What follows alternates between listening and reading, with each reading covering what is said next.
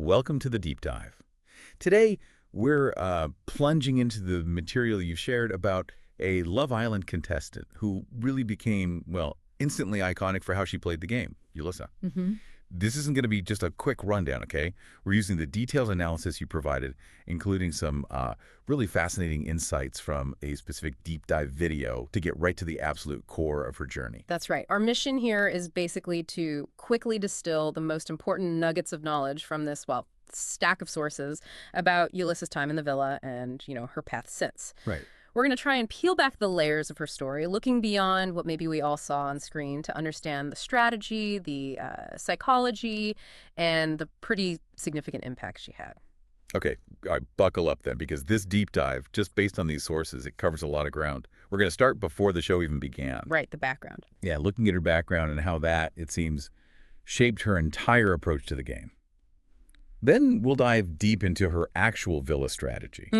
We're talking analyzing her 42-day stay, like moment by moment, including how she handled that initial coupling choice of Islander and kind of positioned herself within the group dynamics, right from day one. And what's truly fascinating here, I think, is how the sources break down her villa time into 5 distinct phases.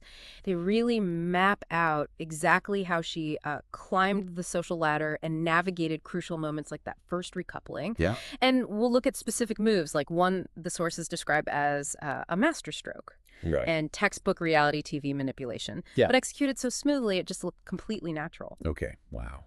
And here's where it gets, really interesting.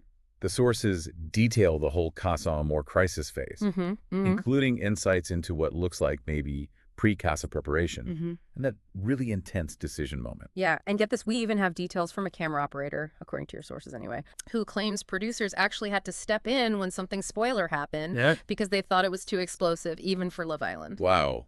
Too explosive. Okay. Yeah. So beyond just the narrative flow, the sources give us this, seriously fascinating data deep dive. Data. We're talking about things like the fact that a staggering 73%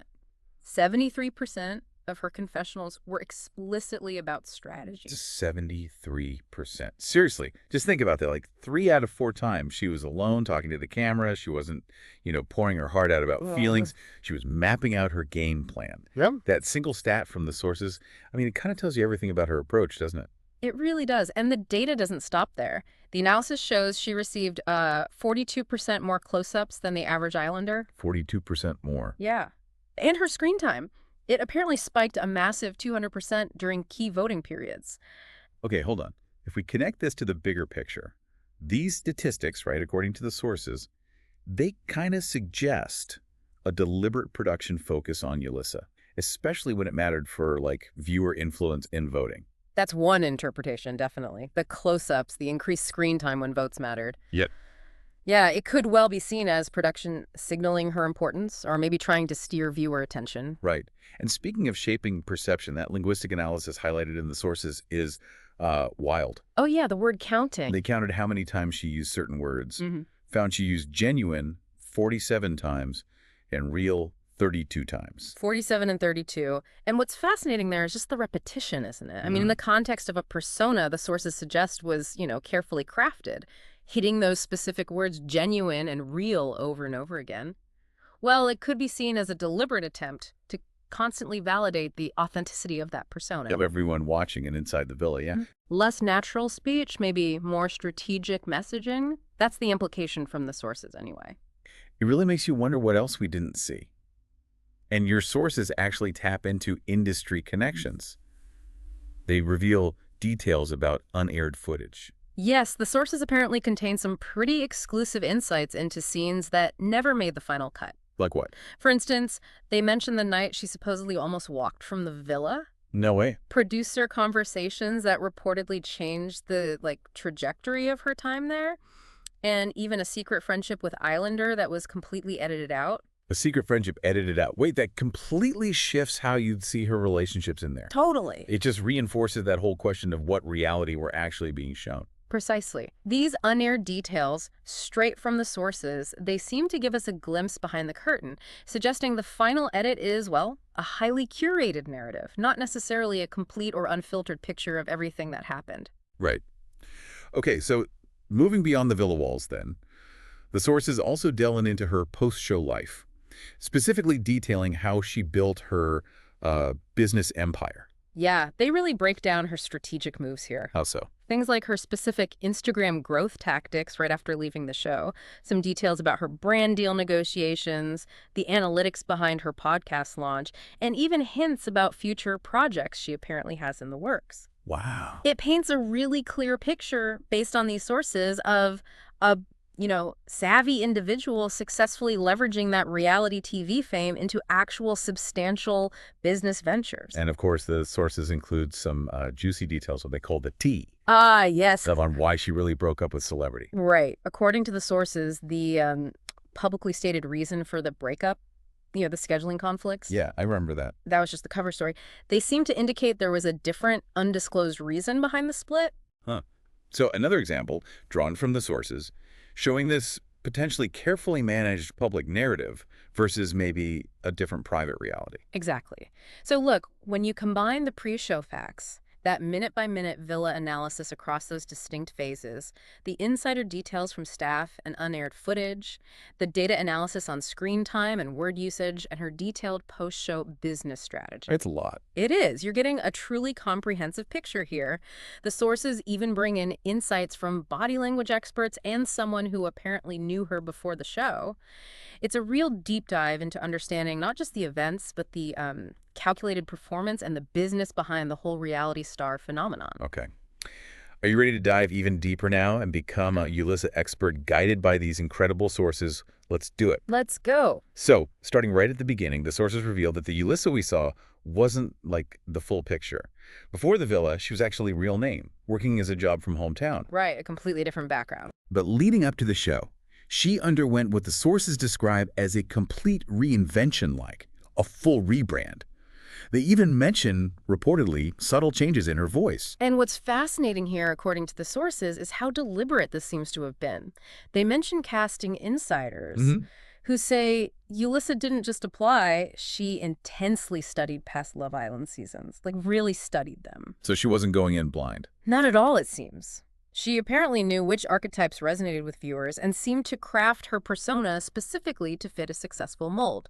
The sources even analyze her audition tape. Oh, wow. Noting how she appeared to strategically emphasize certain traits, it really suggests every second was calculated for maximum impact. Okay, that definitely sets the stage for her villa gameplay being anything but spontaneous, right? Exactly. And the sources meticulously break this down into those 5 distinct phases across her 42 days inside. Let's look at those, starting with phase 1, the entry, those crucial first 3 days. Right. Phase 1, according to the sources, it was all about making that strong first impression, establishing her initial coupling choice with Islander, and immediately positioning herself within the group dynamic. Based on that persona. Based on that carefully constructed persona, exactly. Then, the sources move to phase 2, the power position. That covers days 4 through 14. Yep, days 4 to 14. This is where the analysis shows she really started to kind of climb the social ladder, formed strategic alliances, often behind the scenes, it seems, and navigated the complexities of the first recoupling. And this phase included that move the sources specifically highlight as a masterstroke. Yes, that way. And textbook reality TV manipulation. They describe it as like a surprisingly subtle action she took. Very subtle, apparently, like a quiet conversation she steered or a seemingly innocent question she asked. Which looked totally fine on screen. Exactly. Appeared completely natural on screen, but was, according to the analysis, a perfectly calculated way to shift the group dynamic, maybe gain an advantage, or just secure her position. It really underscores the strategic depth attributed to her gameplay in these sources. Wow. Which brings us to the dramatic phase 3, the Casa Amor crisis, spanning days 15 to 28. And your sources point out she had pre-Casa preparation, suggesting she wasn't just reacting to the twist, she was like anticipating it and maybe even planning for it. That's what the sources suggest, Yeah. And this phase, of course, culminated in a major decision moment. But what's particularly striking from the sources here is that insider detail. The camera operator. Yeah, from that camera operator claiming producers actually had to intervene during something spoiler happened at Casa Amor because it was deemed too explosive. Still crazy to think about. Too explosive for Love Island. It definitely hints at some behind-the-scenes moments that were maybe deemed too much for the final edit we saw. Okay, so beyond tracing those narrative phases, The sources give us that really insightful data deep dive into her screen presence. Yeah, the numbers. Which raises, I think, an important question about the production side of things. That stat, about 73% of her confessionals being strategy-focused, it strongly suggests either she was constantly steering those conversations towards her game plan, or maybe production was intentionally highlighting her strategic thinking to shape her narrative for us, the viewers. Could be either, or a bit of both, right? And it wasn't just the talking head moments. Remember, the data shows she received significantly more close-ups, 42% more than the average Islander. 42%. And her overall screen time saw that huge spike, increasing by 200% during key voting periods. Okay, so if we connect this to the bigger picture of reality TV production, these statistics, as presented in the sources, they really do suggest a deliberate effort to keep Yulissa front and center. Especially when it counted. Particularly when viewers were deciding who to save or, who had power. It's a powerful look at how production choices can really influence perception. Absolutely. And speaking of perception, that linguistic analysis the sources include is just fascinating.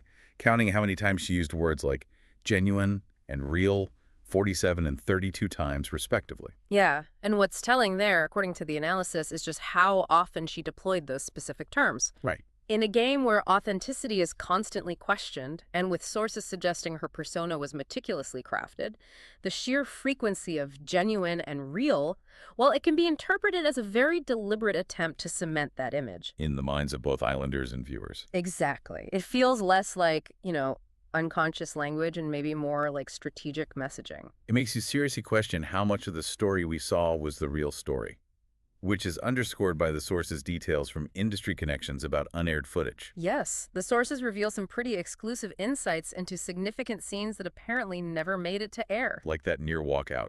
For instance, they detail the night she reportedly almost walked out of the villa, important producer conversations that happened during that time, which supposedly changed the entire direction of her journey. Why?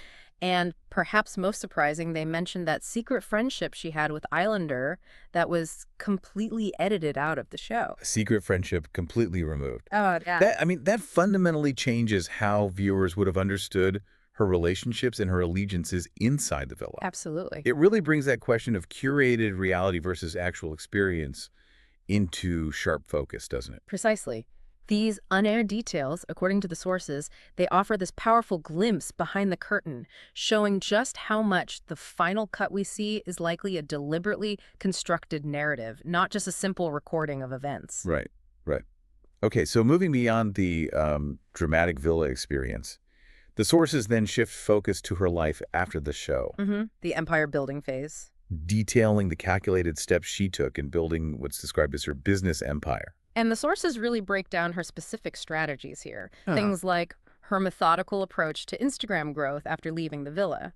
Insider details on how she approached brand deal negotiations, the analytics and strategy behind her podcast launch, and even hints about future projects she has planned. It paints a very clear picture then, based on these sources. Yeah, of someone who viewed reality fame not as the end goal, but as a springboard for a broader business career. Very savvy. And yes, the sources include that bit of tea, behind-the-scenes details on why she really broke up with celebrity. Right. According to the sources, the stated reason for the split, those conflicting schedules? Usual excuse. Pretty much. Yeah. Apparently that wasn't the actual truth. They point to a different, undisclosed reason behind the breakup.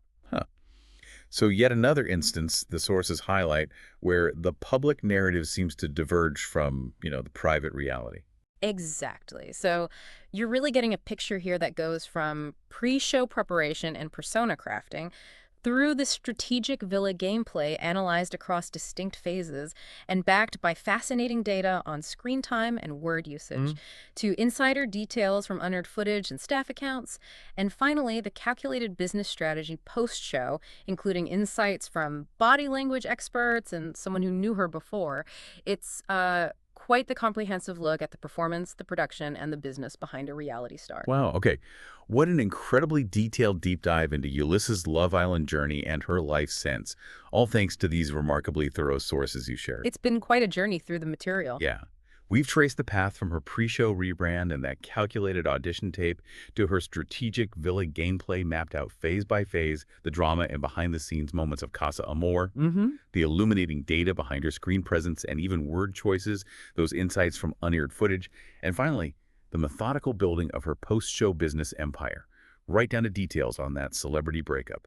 And we've navigated some pretty complex details, seen how personas are apparently crafted for television, and analyzed strategic moves on a reality TV stage, all based only on the information provided in your sources. You hopefully now have a truly well-informed perspective on the many layers involved in a reality star's journey, Yeah. from, studying past seasons for success to negotiating post-show brand deals. So considering how much of Ulissa's journey, according to these sources, involves studying past seasons, carefully crafting a persona, making calculated moves inside the villa, and even looking at the data on her specific word usage like genuine versus real, what does this all mean for you listening? Yeah, this really raises an important question, doesn't it? After seeing the level of strategy, planning, and curation involved, according to these sources, what does it make you think about the idea of reality itself within the context of reality television? Right. How much of what we watch is an authentic experience, and how much is potentially a carefully executed and maybe heavily edited performance? Something to think about the next time you tune in.